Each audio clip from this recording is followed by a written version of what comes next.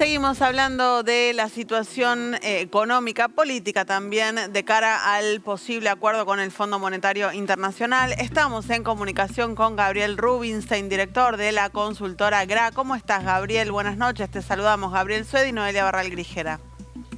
¿Qué tal? ¿Cómo están? Muy bien, gracias por estos minutos.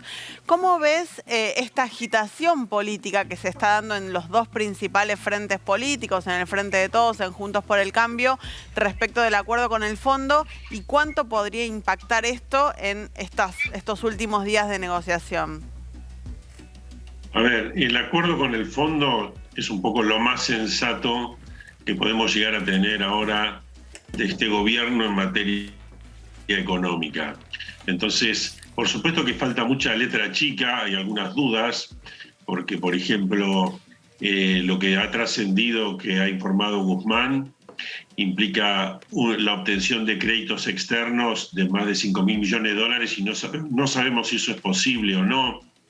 En fin, hay mucha letra chica que falta, ni siquiera se mencionaron bien las pautas de inflación, ni las de tarifas, es toda una cuestión bastante todavía vaga, pero lo que trascendió y un poco la idea en sí mismo del acuerdo nos aleja de escenarios traumáticos, entonces diría que es mejor que dentro de lo que hay disponible es lo mejor. Yo creo que políticamente va a contar con el apoyo de los gobernadores y lo que sería el peronismo no kirchnerista. El kirchnerismo va a mantener una actitud ambigua, como diciendo, bueno, no sé,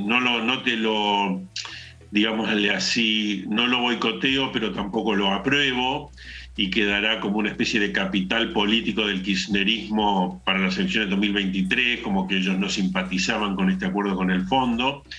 Y yo pienso que Juntos por el Cambio va a terminar prevaleciendo una idea de si el acuerdo es sensato y los detalles que surjan del acuerdo parezcan más o menos sensatos, que todo el mundo espera que sea así, va a terminar aprobando, dando su apoyo, porque es algo, digamos, es difícil que Juntos por el Cambio no apoye algo que va más o menos en línea con la idea general económica prevaleciente en Juntos por el Cambio, ¿no? Claro.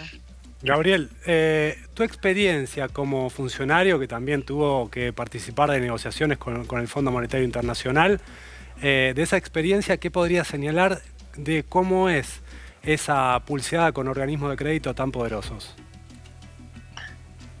Yo creo que hay muchas fantasías que significa la negociación con el fondo. Hay un nivel de discusión del staff que es una y otra cuestión a nivel de directorio y a nivel político. En este momento Argentina, digamos, como país, más allá de los gobiernos, logró que el fondo le prestara casi 45.000 millones de dólares. Y bueno, el problema en un sentido lo tiene por un lado el fondo y lo tiene Argentina, que tiene que ver de qué manera puede volver a acceder a los mercados financieros internacionales para que a su vez, con el correr de los años, pueda de esa manera ir pagándole de a poco al fondo. Bueno, eso requiere políticas económicas que los mercados financieros internacionales vean como lógicas, sensatas, para algún día volver a prestarle algo a Argentina. Si no, las deudas siempre va a tener que haber nuevas negociaciones y renegociaciones si nadie quiere prestarle a Argentina. Entonces, yo diría que ahora no se están negociando grandes cosas porque no hay ningunos capítulos que hacen a grandes reformas estructurales, ni mucho menos. Yo me acuerdo incluso en el 2001, 2002, cuando discutíamos con el fondo, en el 2002, en algún momento querían exigir que Argentina, por ejemplo, ya promulgara una nueva ley de coparticipación, cosas que eran muy difíciles de lograr y que entorpecían la posibilidad de un acuerdo concreto. Hoy ya directamente el fondo ni esas cosas ni las plantea. La cosa es bastante más sencilla y tiene que ver cómo se van cargando dentro de la sociedad las cuestiones para, por ejemplo, ver si se quiere bajar la inflación o no. Bajar la inflación no es un problema recesivo, es un tema de decir, bueno, ¿quién paga los platos rotos? Es decir, ¿cómo hacemos? ¿Aumentan impuestos? ¿Bajan gastos? o seguimos con una inflación muy alta? Esa es la discusión. Es una discusión que podría ser absolutamente tranquila, sensata y consensuada entre distintos partidos para ver qué es lo que se puede hacer y qué no, y en qué tiempos. Gabriel, hay una discusión además también planteada, incluso en sectores del propio gobierno, pero también en la prensa internacional, entre los analistas de medios especializados como The Economist o el Financial Times. Algunos dicen, el acuerdo es muy laxo con Argentina, es un acuerdo blando, el fondo cambió, es otro fondo. Y otros sectores, por ejemplo Máximo Kirchner, dice, no, este acuerdo es muy duro, nos va a implicar un ajuste muy fuerte, la Argentina no va a mejorar con este acuerdo. ¿Cuál es tu visión en ese escenario? A ver, yo creo que por un lado el kirchnerismo, diría, pongamos la figura de Cristina y de Máximo, históricamente han propiciado que el Estado gaste todo lo más posible. No hay ninguna circunstancia económica, no importa que haya, digamos, ni el valor de la soja, ni si hay préstamos internacionales o no, ni cómo viene la recaudación impositiva, ni la presión impositiva. Ellos siempre quieren gastar más, otorgar cada vez más derechos, hacer que la sociedad dependa cada vez más de lo que haga o no haga el Estado. Y bueno, eso es una postura, yo diría, casi ideológica y existencial. Sí, absolutamente ideológica. Creo que ellos lo piensan así y supongo que lo pensarán con convicción, pero eso es una postura. Entonces, esa es la postura tradicional del kirchnerismo. Para ellos cualquier cosa que signifique mejorar las cuentas fiscales es como una mala noticia. Y bueno, entonces se alejan de lo que es la racionalidad en el mundo económico, pero no hablo de la racionalidad neoliberal o cosas por el estilo, sino cualquier gobierno que uno examine en el mundo, sea de izquierda, sea de derecha, sea rico, sea pobre, crezca mucho, crezca poco, la inmensísima mayoría de los países tienen baja inflación y saben cómo manejarse, baja inflación y un montón y por supuesto que siguen todos los demás conflictos.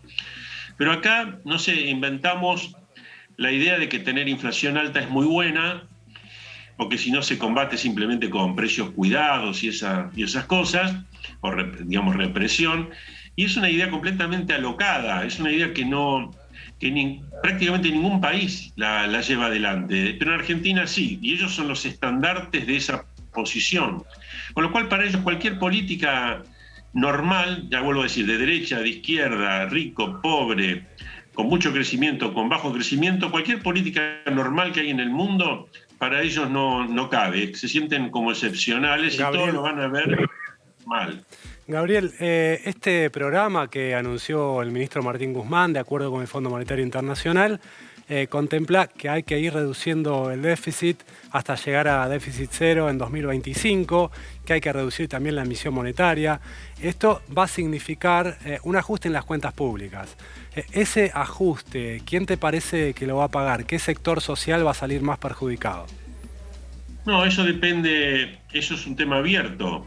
Vos suponete si, bueno, para bajar los subsidios aumentamos las tarifas. Bueno, ahora el gobierno quiere aumentarle mucho las tarifas a los habitantes de Cava y de la zona norte del Gran Buenos Aires, y bueno, eso puede dar lugar a temas judicializables, a muchas injusticias, muchas situaciones, pero bueno, esa es la política del gobierno. Si hacen eso, se van a ver perjudicados especialmente los habitantes de Cava y de esas zonas, que en el fondo sean más pobres y que tengan la mala suerte de vivir en barrios relativamente acomodados.